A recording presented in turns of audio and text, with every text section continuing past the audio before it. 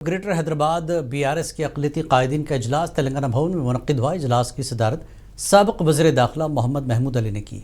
इस इजलास में जुबली हिल्स हल्के के ज़मीनी इंतखाब और जीएचएमसी के इंतखाबात में इख्तियार की जाने वाली हिकमत अमली पर तबादला ख्याल किया गया।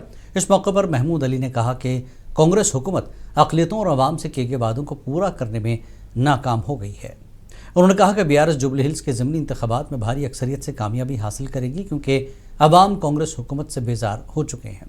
इजलास में साबिक़ रियासती वज़रा, अरकान असम्बली हरीश राव, टीचर निवास यादव और दीगर अरकान मौजूद थे। देखिए, आज ग्रेटर हैदराबाद की मीटिंग बुलाई गई थी तेलंगाना भवन में।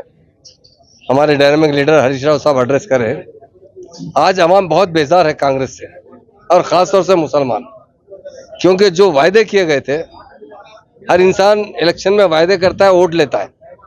वोट लेते वक्त एक वायदा करना और पावर में आने के बाद भूल जाना, ये सरासर नाइंसाफी है। आज सारे तेलंगाना के अवाम में बड़ी बेचैनी है, खासतौर से माइनॉरिटीज में बड़ी बेचैनी है, क्योंकि दिन ब दिन क्रिमिनल राइट्स बढ़ते जा रहे हैं। आप देखिए कहाँ कहाँ फिसादात हो रहे हैं, कहाँ कहाँ मस्जिदें तोड़े जा रहे हैं। गैर जरूरी की बातें पहले बहुत बड़ी बड़ी बातें की गई, वो अमल करने में बिल्कुल जीरो है। रेवंत रेड्डी साहब बहुत अच्छा बात करते हैं, बहुत अच्छे वायदे करते हैं, मगर एडमिनिस्ट्रेशन में वो मैं तो समझता हूँ वो वीक नजर आ रहे हैं मुझे।